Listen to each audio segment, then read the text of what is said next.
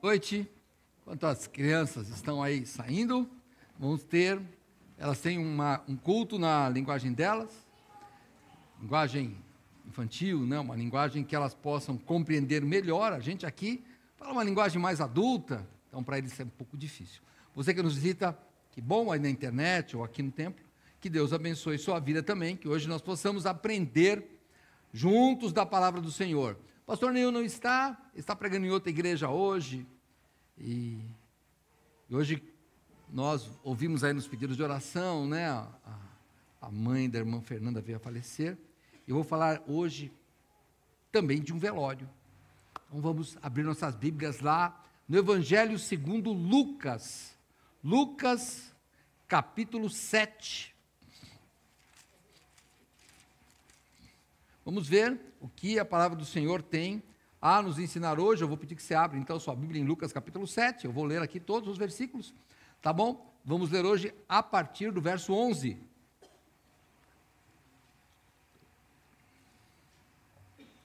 A palavra do Senhor diz assim: E aconteceu que no dia seguinte ele foi à cidade chamada Naim, e com ele iam muitos dos seus discípulos e uma grande multidão.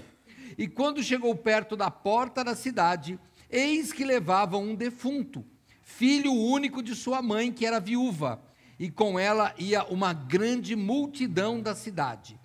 E vendo-a, o Senhor moveu-se de íntima compaixão por ela e disse-lhe: Não chores. E chegando-se, tocou o esquife, e os que o levavam pararam.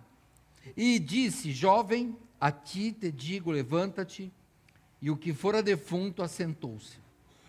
E começou a falar. E entregou-o à sua mãe. E de todos se apoderou o temor. E glorificavam a Deus, dizendo: Um grande profeta se levantou entre nós. E Deus visitou o seu povo.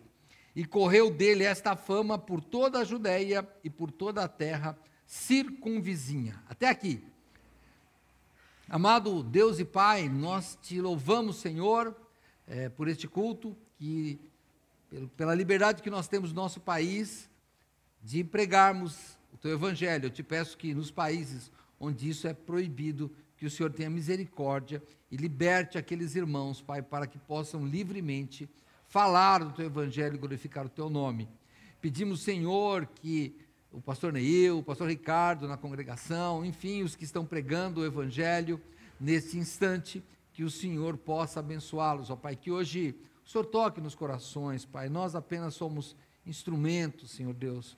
Nós não temos nenhum poder, Senhor, mas o Senhor tem. Te peço, Pai, que pela Tua palavra o Senhor possa transformar vidas nesta noite, Senhor. Abençoa-nos, Pai, com sabedoria. Nós pedimos em nome do Senhor Jesus. Amém. Vamos lá, este relato aqui, né, dessa cidade, acontece na cidade de Naim. Uma cidade que não se sabe exatamente onde ela é. Existe uma Naim hoje lá em Israel, mas alguma perto, a gente não sabe se é aquela.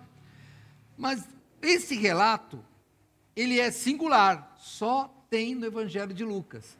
Os outros evangelhos não contam esta história aqui, somente Lucas é que dá atenção a este pormenor, né? Embora é uma ressurreição, mas ele detalha. Mateus, quando os discípulos de João vão perguntar para ele, ele diz: olha, diga para João que os cegos veem, os surdos ouvem, os mortos são ressuscitados, e aos pobres é pregado o evangelho. Provavelmente está mencionando a todas as ressurreições, e também esta cidade aqui, mas não fala especificamente de nada. E eu queria que os irmãos dessem uma olhada no capítulo 7, logo no início. Eu não vou ler, tá? Mas aqui nós temos a cura do servo de um centurião. Então, é aquele homem que tinha um servo doente, e ele pede para Jesus: Senhor, meu servo está doente. E Jesus disse: eu vou lá curar. Aquele servo diz: não, Senhor, não, eu também sou homem de autoridade. Se o Senhor falar uma palavra, ele vai ser curado. O Senhor nem precisa de ir lá. E Jesus diz: nem mesmo em Israel eu achei tanta fé. E aí, Jesus, e voltando para casa, os que foram enviados acharam são o enfermo, no capítulo 7, versículo 10. E aí, o que Lucas conta para nós? E no dia seguinte, Jesus, ele vai a uma cidade chamada Naim, que é esta, e diz que junto dele iam muitos dos seus discípulos e uma grande multidão. Pode imaginar que multidão era essa? Por que ela estava lá? Irmãos, eu imaginei assim, uma multidão eufórica. Poxa, aquele homem lá, o centurião fala, não, vai curar o meu servo. E Jesus fala, tá bom, não vou lá, ele vai estar curado. E aí, o servo efetivamente é curado, porque o versículo 10 diz que quando aqueles que foram enviados, né, pelo centurião, diz assim, olha, já está curado o servo, aí despertou a curiosidade. Então tinha uma multidão alegre, festiva, eufórica, vindo assim de um homem ressuscitou, e eles estão andando. O que deve ter acontecido? Né? No dia seguinte, Jesus levantou cedo, porque o caminhar, naquela época, e ainda hoje nos lugares mais remotos, começa de madrugada, para dar tempo, porque as distâncias são grandes e você precisa de caminhar. Então ele está caminhando, aquela multidão vai atrás de Jesus. Então está lá, todo mundo. Imagina a conversa. Jesus, um rapaz ficou curado lá. E aí cada um começa a contar o que já viu. Não, eu também já vi fazer isso. E vão falando. E quando eles passam no portão da cidade, note que aqui no verso 12 do capítulo 7 de Lucas diz, e quando chegou perto da porta da cidade, do portão da cidade, cidades eram muradas, né, muitas delas, né, provavelmente era uma lá, e aquelas pessoas estavam lá. Então você vê uma multidão vindo eufórica, rindo, comentando, falando sobre os milagres, e eles encontram uma outra multidão saindo da cidade de Naim. São duas multidões, porque no verso 11, eu vou ler novamente só para ficar bem claro para nós, e aconteceu que no dia seguinte, ele, Jesus, foi à cidade chamada Naim, e com ele iam muitos dos seus discípulos, e uma grande multidão eufórica. E quando chegou perto das portas da cidade, eis que levavam um defunto, filho único de sua mãe, que era viúva, e com ela ia também grande multidão da cidade. Então são duas multidões que se encontram. Vamos só pensar. A primeira multidão estava lá, talvez, muitos por curiosidade. Aquela que estava indo alegre. O que esse homem está fazendo? Agora chega aqui, ele tem uma multidão triste. Uma multidão enlutada. Uma multidão que está diante da realidade da morte. Enquanto a outra comemorava algo sobrenatural, esta estava enfrentando a realidade mais natural possível, a morte. Então ela não estava, ela estava enquanto aquela estava esperançosa, essa daqui estava sem esperança. Para onde eles estavam indo? Quando nós vamos, eu já disse aqui algumas vezes em Vila São José, quando nós vamos no cemitério, a gente entra, vai sepultar, e nós ficamos até o último instante. Em alguns velórios, que eu já fui, e você também já deve ter ido, o pedreiro lá, né, ele está lá cimentando, que eu acho, é um pedreiro, né, ele está lá cimentando, e quando ele olha, ninguém vai embora, ele fala, acabou. Porque o pessoal não quer ir embora, fala, quer ir embora. Mas que prazer tem em ficar lá? É porque você quer ter certeza de que acabou. E quando você, que já perdeu um ente muito querido, quando você sai do cemitério, você ainda não tem certeza. A ideia é que você vai chegar em casa e ainda vai ver aquela pessoa que você ama. A ideia é que daqui a pouco alguém vai te acordar e vai dizer, acorda, acorda, que tem que trabalhar, e você vê que é tudo um grande pesadelo. É esta a ideia que a gente tem quando volta do cemitério. Se não foi essa a sua, deveria ter sido, porque a gente não se conforma com a morte. Então, se eu pudesse vestir a multidão, eu diria que a multidão que vem com Jesus, é que a roupa não... Era uma roupa só e acabou, né? Não era desse jeito, mas eles tinham sua expressão de luto. Então, por exemplo, hoje eu estaria aqui, né, no pessoal da saída da cidade, era de luto aqui, ó, toda de preto. Mariana falou, você vai de preto? Eu falei, hoje eu vou de luto, porque eu vou falar do velório. E a morte, depois que eu preparei a mensagem, ela passou e já avisou, morreu mais uma, que foi a mãe da irmã Fernanda. A morte está sempre aí. E é a dura realidade. Só que nesta aqui tinha uma multidão. Os velórios, sempre no interior, irmãos, vai a cidade inteira. É comum. Mas você imagina aquelas mortes que a gente mais fica inconformado. De manhã nós oramos pela família de uma senhora chamada Bianca e pelo falecimento da sua filha Maitê, se eu não me engano.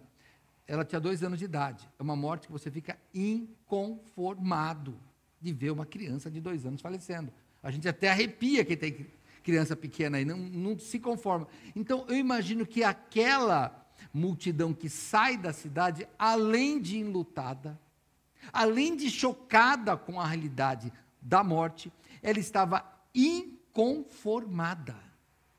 Mas ainda, a dor da mulher ainda tem uma agravante, ainda aumenta, porque quando você vai aqui, no verso 12 de novo, e quando chegou perto da porta da cidade, Jesus é aquela multidão festiva, eis que levava um defunto, e aí o evangelista Lucas, ele declara, filho único de sua mãe, que era viúva, e com ela ia uma grande multidão da cidade. E aqui, irmãos, pela Bíblia, dá para acrescentar um outro adjetivo. Enlutada, inconformada e amargurada. Sim, amargurada.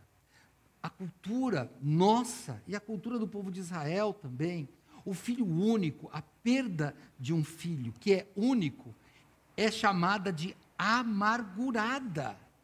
Eu sei que já é, mas dá uma olhada para mim, comigo, se você pensar aqui comigo, né? Quando você vai em Lucas, ele dá essa atenção a esses filhos únicos. Você quer ver? Olha, Lucas capítulo 8, verso 41. Lucas 8, 41. E eis que chegou um homem de nome Jairo, que era príncipe da sinagoga, e prostrando-se aos pés de Jesus, rogava-lhe que entrasse em sua casa, porque tinha uma filha única, quase de 12 anos, que estava à morte, e indo ele apertava a multidão.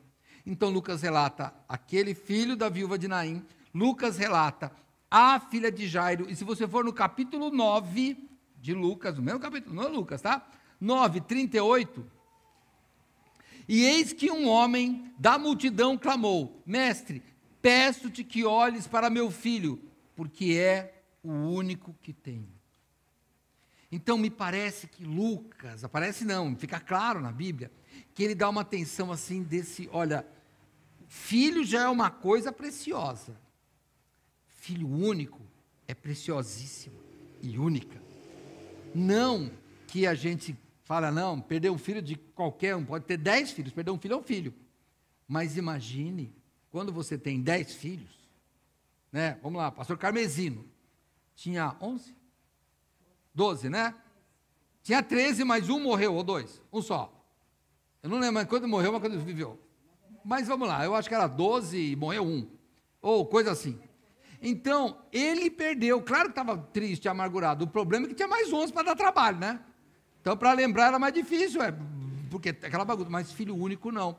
E como eu disse, eu acrescentei amargurado, porque eu vou dos versículos, mas eu volto para cá. É só para você ver o que a Bíblia usa de adjetivo, tá?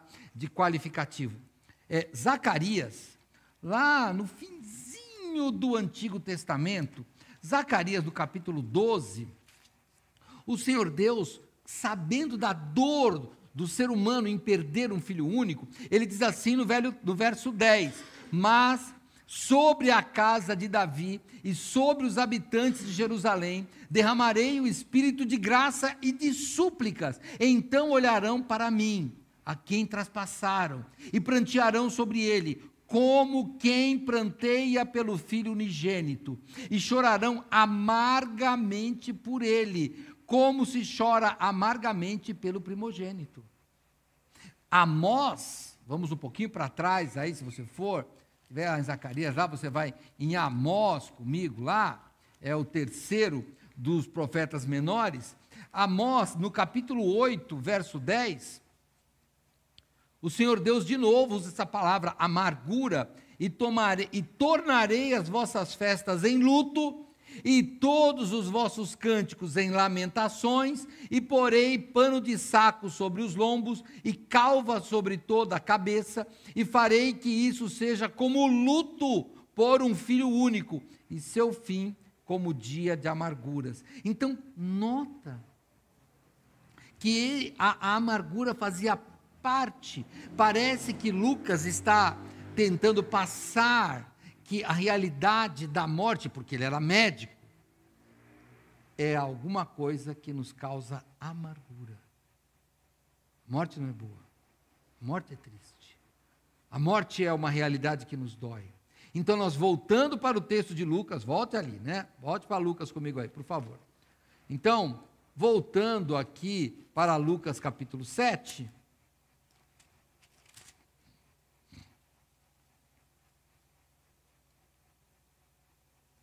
nós vemos que ela tinha era uma viúva,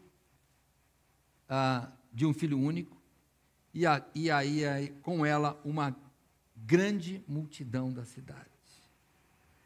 Essa mulher estava absolutamente solitária. Perdeu o marido, estava cuidando desse filho, e agora perdeu o filho.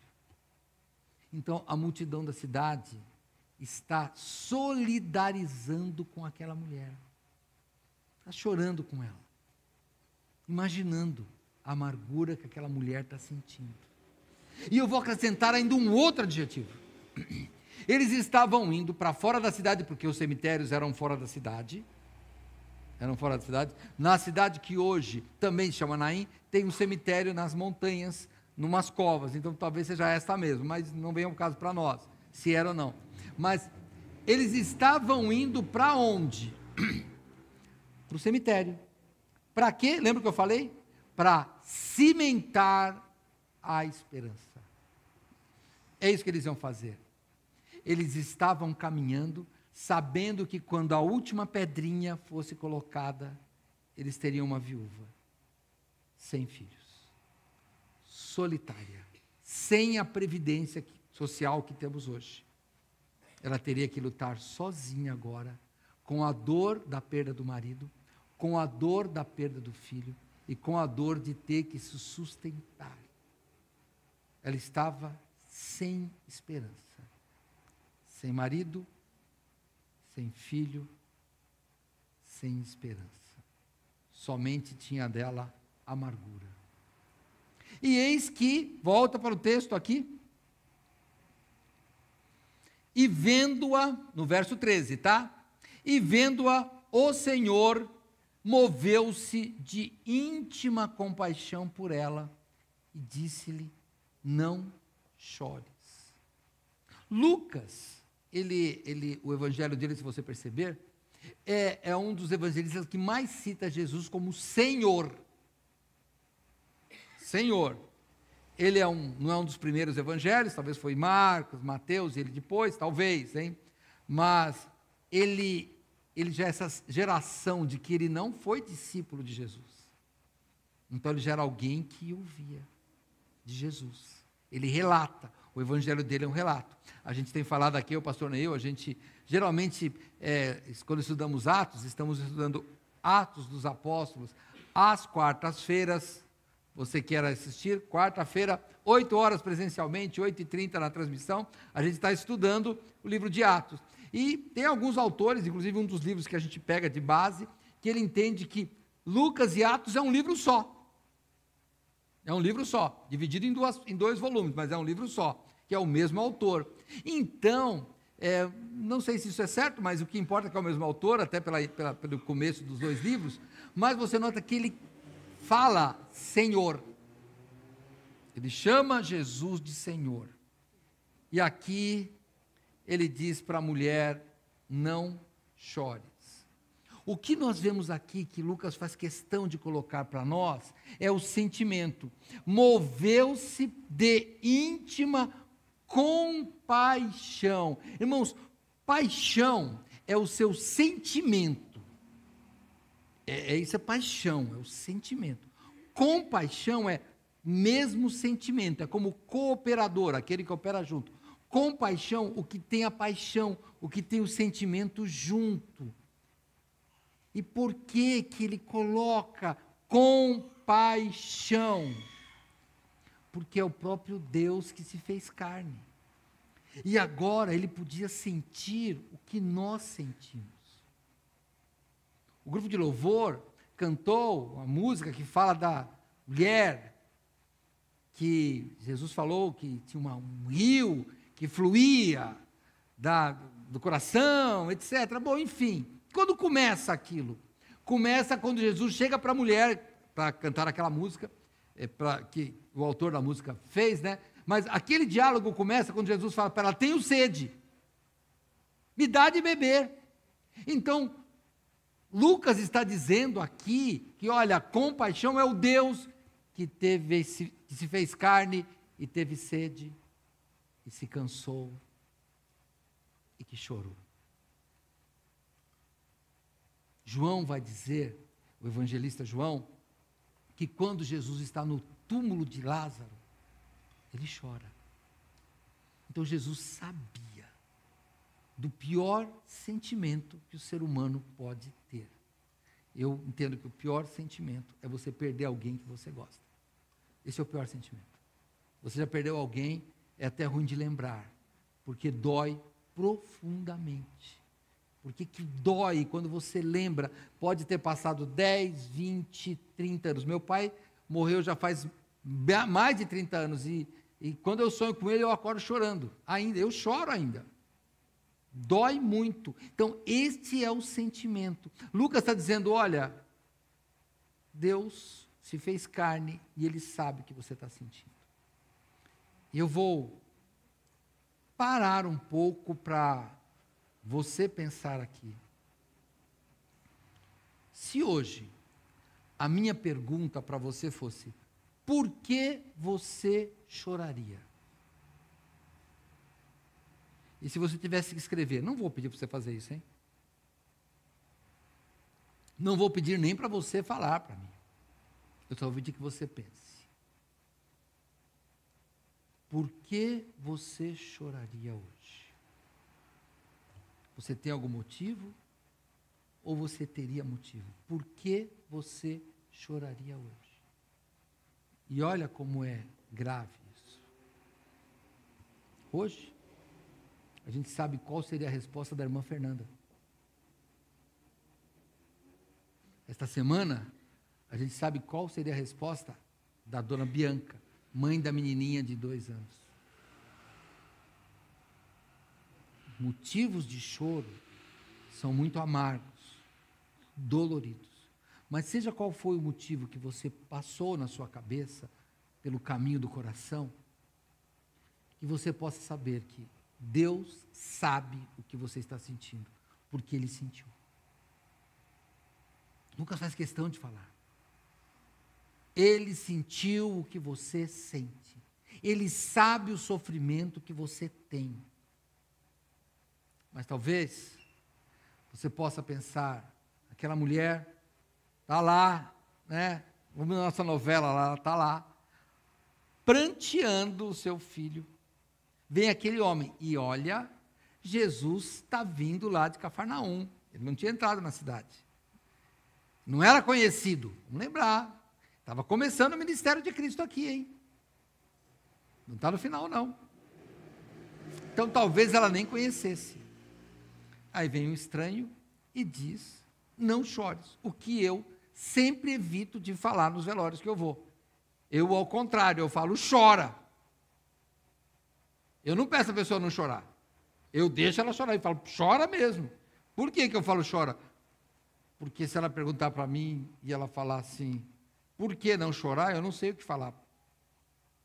Ou se a pessoa perguntar para mim, se você estivesse no meu lugar, eu ia falar, eu choraria também.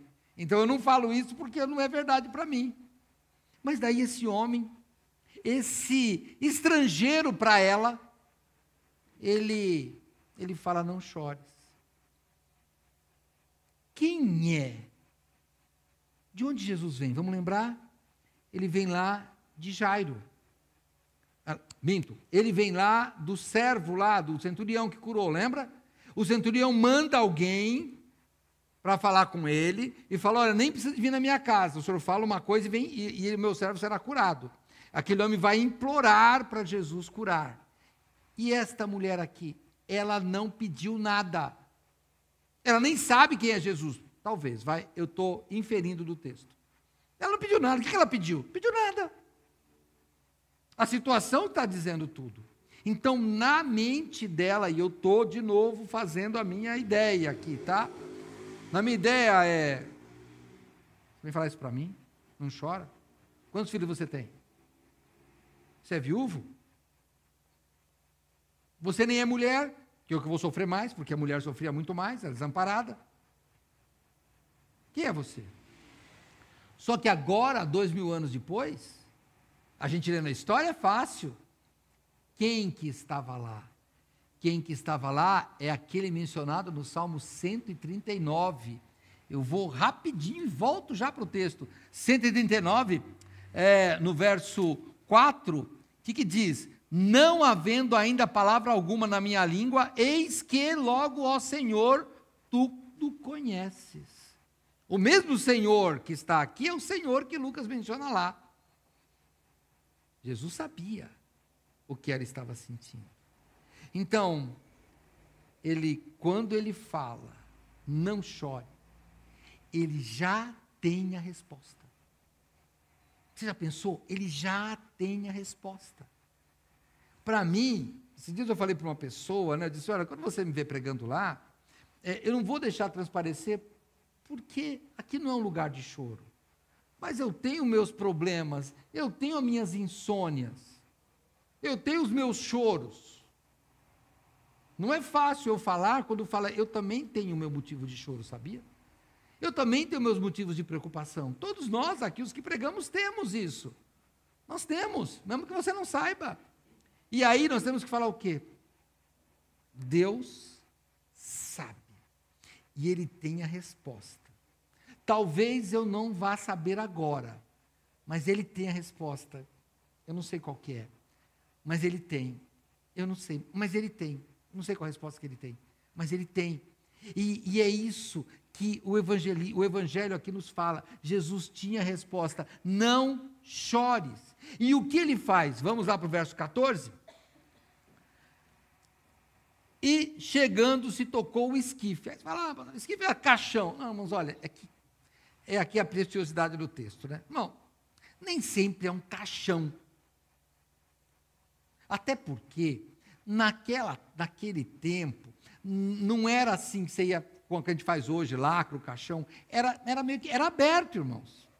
O negócio era aberto. Ia depois que eles iam fechar. Então, estava aquele caixão aberto. Então, por isso que fala esquife, que é essa urna mortuária, podendo ser aberta ou não, tá bom? Na sua tradução está caixão, tudo bem, já interpretou para você. Na linguagem de hoje é caixão, tá bom? Mas seria um esquife, um lugar onde você deposita um corpo de defunto. É isso, um corpo morto, tá bom? Então, aqui diz que Jesus tocou o esquife e os que o levavam pararam. Então, como eu imagino, eles estão carregando, não sei como é que era, se era com vara, se era num pano, eu não sei, mas ele interrompe aquele cortejo fúnebre. Porque, olha, como que ele fala com a mulher, não chores? A mulher está ao lado dele. Então, ele está do lado do esquife. Eu vou falar caixão para ficar mais claro para nós, tá? Ele está do lado. Então, ele põe a mão no caixão. Ele faz um ato, tudo leva a crer aqui pelo texto, de que ele interrompe. Ele não quer ficar acariciando o morto, como algumas pessoas fazem, sem problema. Ele quer parar como se fosse para olhar, sabe? Para que eu quero ver, alguma coisa assim. Parece que é isso que ele diz, porque Jesus toca o esquife e os que o levavam param. Nós vamos pensar, um judeu, se tocasse num morto, se tocasse num leproso, se ele tivesse um fluxo de sangue, ou tocasse em alguém com fluxo de sangue, ele seria imundo. Jesus toca leprosos.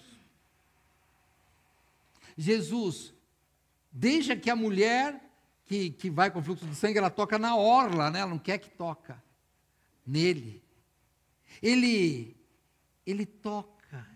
Por que que ele deixa, ele toca o leproso, ele toca o morto? Porque, irmãos, ele é Deus. Ele jamais está impuro. Ele é que purifica os nossos pecados.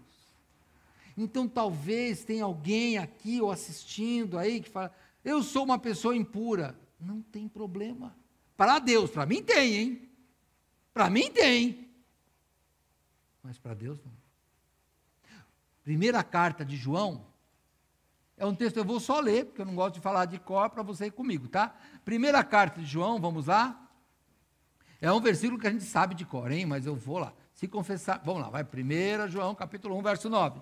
Se confessarmos os nossos pecados, Ele é fiel e justo para nos perdoar os pecados e nos purificar de toda injustiça. Então, se uma das coisas que te causa amargura é um pecado aí dentro de você, talvez uma raiva, talvez uma mágoa, talvez algo que você fez no passado e agora ainda te atormenta, talvez alguma coisa que você acabou de fazer, talvez uma atitude, eu não sei o que te deixou impuro diante do Senhor. Que se Cristo viesse hoje, você estaria envergonhado. Então eu vou fazer a segunda pergunta. Se Cristo viesse hoje, do que é que você se envergonharia? Pensa só. Não fala, nem vou olhar para você, hein? Baixa os olhos aí, não quero olhar para você não. Você que está na internet nem posso te ver. Mas do que é que você se envergonharia se Cristo viesse hoje? Pois isso que te envergonha, o Senhor Deus, Ele pode purificar. Porque Ele é o Deus que tudo purifica. Como diz aqui, Ele não só perdoa, Ele é fiel e justo para nos perdoar, mas também para nos purificar. É isso que você tem que pensar. Que Deus, Ele purifica. Não há ninguém tão sujo que Ele não possa purificar. Não há alguém que tenha um pecado tão grande que Ele não possa perdoar. E olha o que mais aqui, quando ele toca no esquife e para o sepultamento, para o cortejo fúnebre, e disse, jovem, a ti te digo, levanta-se. E agora, vamos só pensar. Segundo o relato bíblico, qual era a situação daquele jovem? Morto, não era? E morto escuta? Não, morto não escuta. Não tem um negócio errado aqui? Como é que você explica biblicamente que Jesus fala com o morto? Porque ele estava morto, hein? Sabe onde é que você vai? Você vai em Romanos. Vamos lá para Romanos. Romanos capítulo 4, anota aí, hein? Esse daí é uma curiosidade boa para você. Romanos capítulo 4. Verso 17. Como está escrito, por Pai de muitas nações te constituí, perante aquele no qual creu, a saber, Deus, o qual vivifica os mortos, e chama as coisas que não são como se já fossem.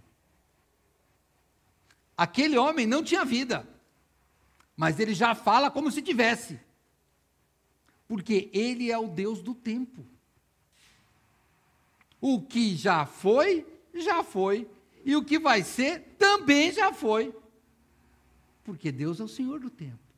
Então, quando ele fala para o jovem, ele fala o que vai acontecer, e o jovem já escuta, porque é ele que manda no tempo. E sabe o que a Bíblia diz? Que quando ele diz, jovem, a ti te digo, levanta-te. E aqui diz, e o que fora defunto assentou-se. Aqui na nossa Bíblia está a letra deitadinha, porque a Bíblia diz que o defunto assentou-se, né, e começou a falar. Mas é uma expressão. O que importa é que este verbo aqui, assentou-se, só é usado em mais uma vez na Bíblia. Esse assentou-se. Quando diz aqui assentou-se, você vai comigo em Atos capítulo 9, verso 40.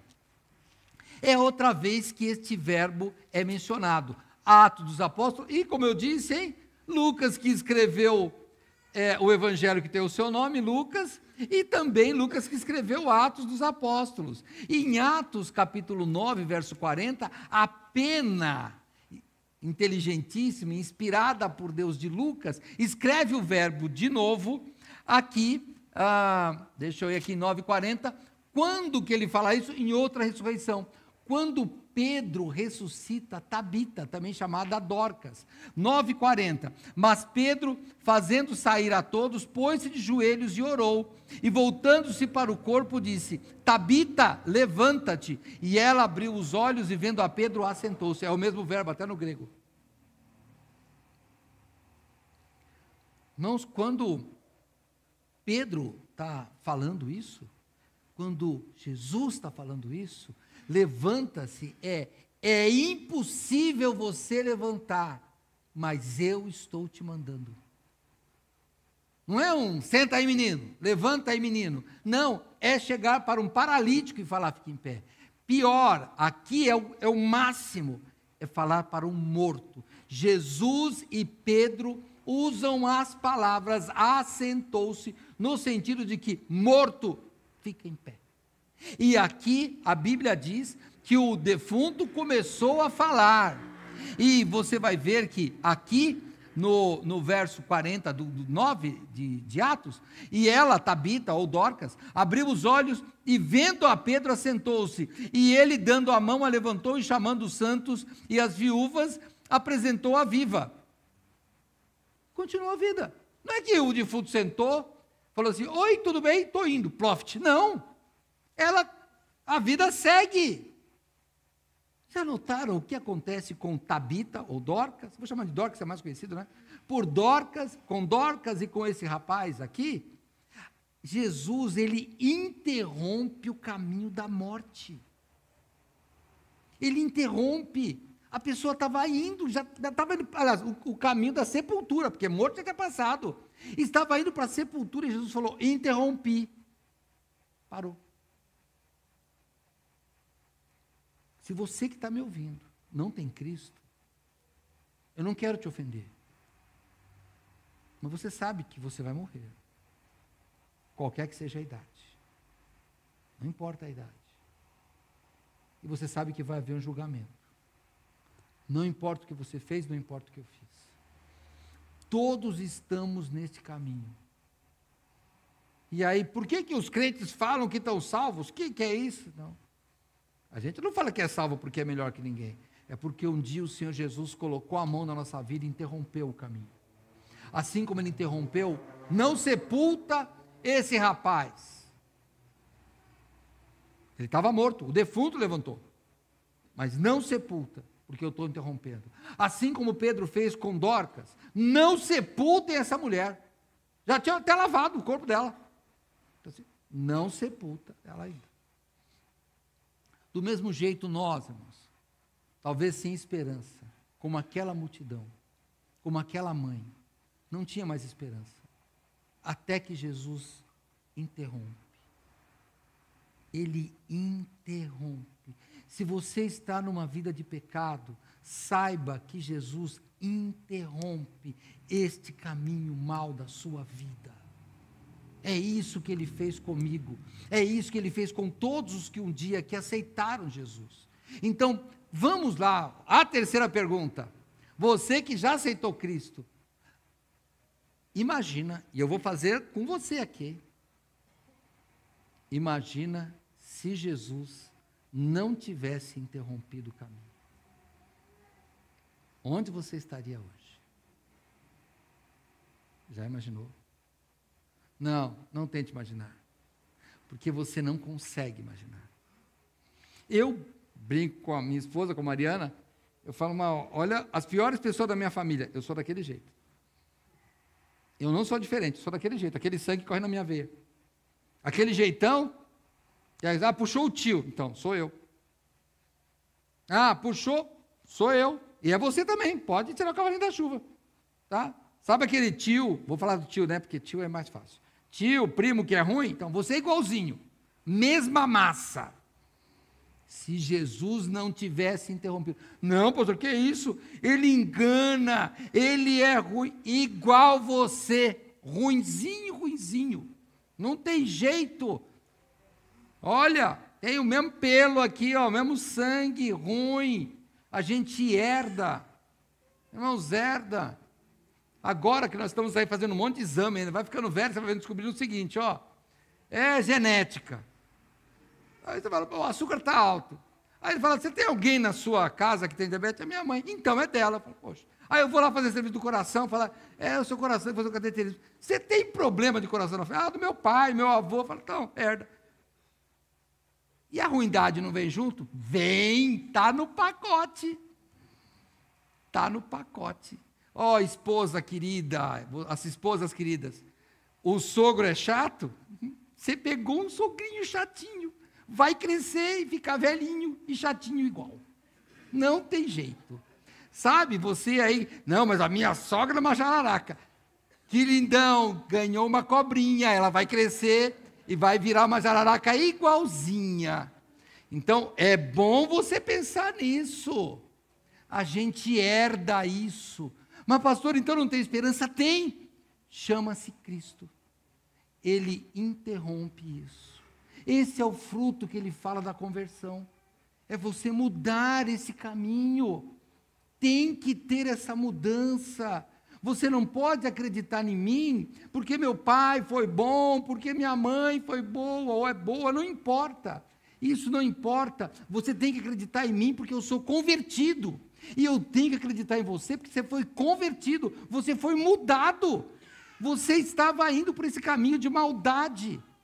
E daí veio o Senhor Jesus e tocou no esquife, no transporte que estava te levando para o inferno, e falou, para de chorar que eu vou mudar a sua vida.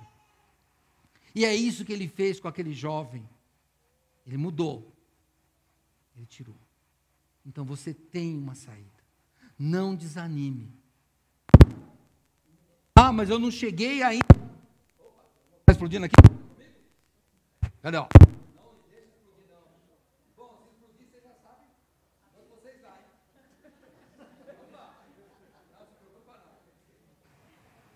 Não, eu dei uma ideia para eles daqui, olha, é que eles não aceitaram minha ideia. Brincadeira, agora eu vou abrir o parênteses. Falei, tinha que ter um botão aí, ó, se a mensagem fosse ficando ruim, vocês iam apertando, tá ruim.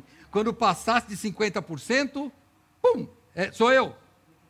Vocês estão me ouvindo ou não? Não? Aqui então, tá? Então pronto. Estou voltando, pode deixar. Eu continuo aqui, sem problema não.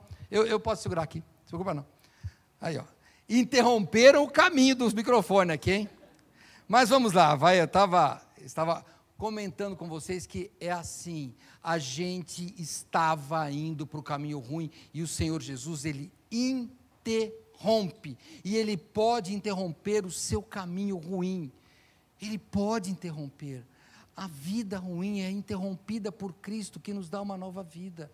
E olha, e o serviço que o Senhor Deus faz é completo, porque dá uma olhada, volta aqui no verso 14, e chegando se tocou o esquife, e os que o levavam pararam e disse, jovem, a ti te digo, levanta-te. E o que fora defunto assentou-se e começou a falar. E aí vem Jesus, embrulha o morto, agora vivo, para presente.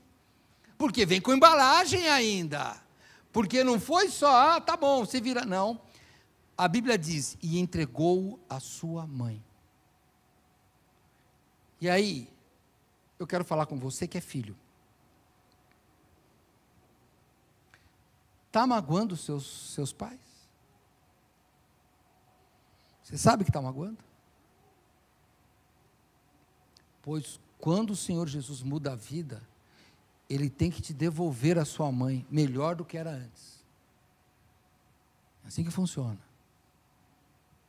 Sua mãe, seu pai é ruim, pois você tem que ser melhor do que eles ainda. Porque se o Senhor Jesus te transformou, Ele vai te devolver um filho melhor. O crente não pode ser um filho ruim, não pode. E por que não pode? Porque o Senhor Jesus transformou, Ele tirou a gente da morte do pecado e devolveu esse menino para a mãe e devolveu esse menino melhor do que era. Tem que devolver. Esta é a diferença de uma conversão feita por Cristo e de uma mudança feita por homem, pelo medo. O medo não leva a Cristo. Comentei com os irmãos, na última vez que eu preguei aqui no domingo à noite, deve fazer uns 15 dias, de um livro onde o autor coloca um personagem que vai para a pena de morte. Chega na hora da pena de morte, transforma a pena de morte em uma prisão. E aí ele conta, ele narra, na verdade é uma experiência do autor, mas ele conta a história como do personagem. E ele diz, ele ia ser, acho que era enforcado, ele diz, ou fuzilado, não lembro, mas assim, cada vez que eu subia um degrau para chegar ali no patíbulo da execução, é o personagem contando, eu pensei, se eu tivesse vida, eu faria de cada minuto uma eternidade. Eu achei linda essa frase. Cada minuto uma eternidade. Eu iria mudar tudo. E naqueles poucos segundos que ele está subindo nos degraus para ser executado, ele pensa em tudo isso. E daí o livro conta que o personagem chega a um oficial de justiça e diz, não, acabou, não é para matar ele. Ele vai ficar prestando serviços aqui num campo de concentração, mas depois vai ser liberto. E o outro personagem do livro pergunta, e ele fez tudo isso? Ele não. No dia seguinte da liberdade, ele estava bebendo, jogando e tendo a mesma vida que tinha antes. Não muda se não for por Cristo. Na hora do medo, todo mundo vira crente. Cristo transforma pelo amor. Eu tenho uma convicção que aquele jovem voltou melhor, muito melhor para sua mãe. E por quê? Por causa do texto bíblico, e entregou-o à sua mãe. E você? Fala aí de filho. Para sua mãe, você é uma pessoa morta em pecados? Talvez tenha pessoas aqui que não são convertidas, ou que estão fora de uma igreja, não sei. Você é uma pessoa dessa? Pois que minha oração é para que Cristo te transforme, para que você seja devolvido aos seus pais, aquelas pessoas que te criaram, aquelas pessoas que você merece respeito, melhor do que você saiu de lá, melhor. Você tem que pensar nisso. Se você tem mágoa com alguém, você tem que ir lá e se acertar. Tem que estar melhor. Tem que estar melhor, é assim mesmo. É difícil, mas tem que estar melhor. Jesus entregou a mãe, é isso, ele entregou o menino para a mãe. O rapaz, sei lá o que ele era. Depois que ele faz isso, vamos terminando o texto, verso 16 e 17. E de todos quem? Olha o que Lucas fala, todos quem, já pensaram? Das duas multidões. Agora tem duas multidões aqui. Porque tem a que veio com Jesus e a que estava saindo da cidade.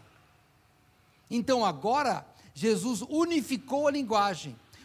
Todos estavam eufóricos. acabou o luto, acabou a amargura, acabou a incerteza, acabou a dura realidade da morte, e agora todos estão comemorando o quê? A vida. Já pensou se você estivesse na primeira multidão, feliz da vida porque ele curou um homem à distância e agora ressuscitou? Me imagina, o que você ia pensar? Você ia pensar o que eles pensaram. Verso 16, e de todos se apoderou o temor, aquele temor que diz, quem é este? E glorificaram a Deus dizendo, um grande profeta se levantou entre nós, e visitou o seu povo, e correu dele, de Jesus, esta fama por toda a Judéia, e por toda a terra circunvizinha. Irmãos, grande profeta, claro, a Bíblia teve grandes profetas, mas quando você fala num grande profeta para o povo, quem são? São aqueles que fizeram milagres mais relevantes. Esses são os grandes profetas. Para nós, né, Isaías é um grande profeta, mas para aquele povo, o que Isaías fez? Fez o relógio voltar para trás. Jeremias, que milagre que ele fez? Apanhou e sobreviveu, porque aquele homem, saco de pancada, só apanhava. Agora, vamos pensar no grande profeta? Elias. Aí sim. Quando fala de grande profeta, na mente do judeu vai vir Elias. Aquele homem que fez descer o fogo do céu. E aquele homem que ressuscitou o menino. Esse é um grande profeta. Por que eles puxaram isso da mente? Por que o grande profeta se levantou? Porque eles já tinham ouvido essa história. E onde eles tinham visto? Vamos lá, 1 Reis 17. Terminei já, mas eu vou voltar para Lucas, hein? Primeiro livro de Reis, capítulo 17.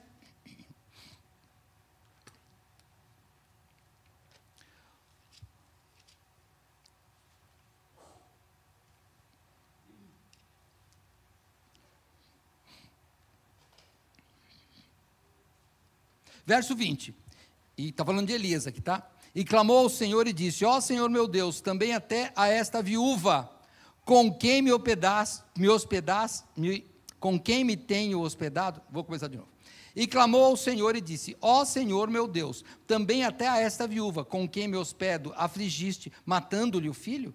Então se estendeu sobre o menino 3 vezes e clamou ao Senhor e disse, ó Senhor meu Deus, rogo-te que a alma neste menino torne a entrar nele. E o Senhor ouviu a voz de Elias, e a alma do menino tornou a entrar nele, e reviveu. E Elias tomou o menino, e o trouxe no quarto da casa, e, a exemplo de Jesus, o deu à sua mãe.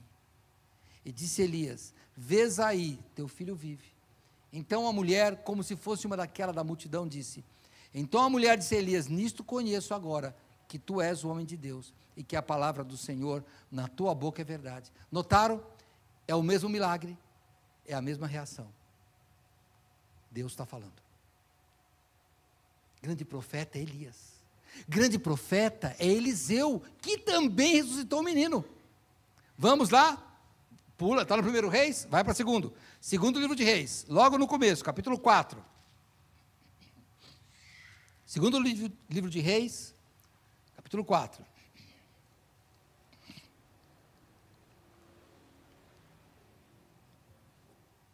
Verso 32. E chegando Eliseu, já é outro profeta, hein? Àquela casa, eis que o menino jazia morto sobre a sua cama. Então entrou ele e fechou a porta sobre eles ambos, e orou ao Senhor, e subiu à cama, e deitou-se sobre o menino, e pondo a sua boca sobre a boca dele, e os seus olhos sobre os olhos deles, e as suas mãos sobre as mãos dele, se estendeu sobre ele, e a carne do menino aqueceu. Depois desceu, e andou naquela casa de uma parte para outra, e tornou a subir, e se estendeu sobre ele. Então o menino espirrou 7 vezes, abriu os olhos. Então chamou a Gease, e disse, chama esta sunamita. E chamando-a, e veio a ele e disse, toma o teu filho, igual Jesus, devolveu para a mãe, toma o teu filho. E entrou ela, e se prostrou a seus pés, e se inclinou à terra, e tomou o seu filho, e saiu. A mesma reação dos 2 profetas, agora, o povo tem a mesma reação. Um grande profeta, que veio entre nós. E terminando, no verso 16 e 17, vou falar no 16, ainda diz: um grande profeta se levantou entre nós. Eu vou abrir um parênteses assim: maior do que Elias e de que Eliseu, mas causando a mesma reação. E Deus visitou o seu povo. O que ele está falando? Lembra? Nós estamos aqui, irmãos, pouquíssimos anos do nascimento de Cristo. Ele está aqui entre 30 antes do ano 33, ou antes dos 33 anos de idade dele. E aquele João Batista, que também nasceu de uma forma milagrosa, não do Espírito Santo, mas que teve o nascimento de pais idosos, cujo nascimento foi um milagre, e o pai dele, Zacarias, um sacerdote, profetizou sobre Cristo. E olha o que ele diz, Lucas, é o próprio Lucas que fala, capítulo 1, volta lá, Lucas capítulo 1, Lucas é grande, mas vamos lá, verso 67, Zacarias, pai de João Batista, e Zacarias seu pai foi cheio do Espírito e profetizou dizendo, bendito o Senhor Deus de Israel, porque visitou e remiu o seu povo, e nos levantou uma salvação poderosa na casa de Davi, seu servo. Deus, o Senhor Jesus aqui, está cumprindo as duas profecias, a profecia de Elias, a profecia de Eliseu e a profecia de João Batista, ou de Zacarias, o pai de João Batista. Deus, ele veio, é o grande, maior que os profetas, e ele visitou o povo. O que nos deixa mais triste é que passados 2000 anos, ainda tem pessoas que recusam a visita do Senhor Jesus. Se você é um desses que está afastado dos caminhos do Senhor, se você é um desses que nunca aceitou, declarou o Senhor Jesus, Deus visita o seu povo. Deus me visitou um dia. Deus visitou muitos aqui. Deus visita você. Você vai na Bíblia, ele visitou Zaqueu. Ele visitou Lázaro na morte e ressuscitou. Ele visitou a cidade de Naim e ressuscitou esse jovem. Ele pode ressuscitar, ele pode mudar a sua vida se você receber a visita dele. Aceita o Senhor Jesus. Pensa nisso. Deus visitou o seu povo. E eu tenho muita alegria de saber que um dia eu fazia parte desse povo. Eu vim aqui no meu luto. Eu estou na cidade de Naim. É assim que eu estou. Eu não vim da primeira multidão. Eu vim na cidade de Naim, levando o morto e pensando, vamos ter que ajudar essa mulher. Essa mulher vai ter uma depressão. Essa mulher agora é uma desamparada. Essa mulher agora não tem saída. Essa mulher agora vai ser uma mancha na nossa cidade. Até o dia em que Jesus visita o seu povo, interrompe o caminho da morte, ressuscita o filho dela e devolve para a mãe. Foi isso que ele fez comigo, é isso que ele pode fazer com você. Deixe ser recebido pelo Senhor Jesus, deixa que o Espírito Santo habite em seu coração, não resista ao Espírito Santo, deixe que ele faça isso. Declare o Senhor Jesus como seu Salvador hoje. Se você estiver nas redes sociais e quiser fazer isso, faz um comentário aí embaixo, no canal do YouTube, que alguém entre em contato com você, mas faça isso. Se você está longe dos caminhos do Senhor, volte hoje, porque Deus visitou o seu povo. Vamos orar. Senhor, Deus e Pai, nós te agradecemos, Senhor, por tua bondade, te agradecemos, Pai, por tua compaixão, te agradecemos, Senhor, porque um dia o Senhor Jesus se fez carne e visitou o povo. E nós agradecemos por fazermos parte deste povo visitado. Talvez eram pessoas aqui que ainda não não aceitam Jesus ou ainda não se consideram um povo visitado, que hoje o Senhor possa visitar-lhe o coração, transformando a vida. Senhor, dê vida às pessoas que estão mortas pelo pecado, assim como um dia nós estávamos mortos no pecado, e o Senhor deu vida a nós. Pai, dá vida aos mortos que estão assistindo, que estão aqui hoje porventura. Eu te peço, em nome de Jesus. Amém.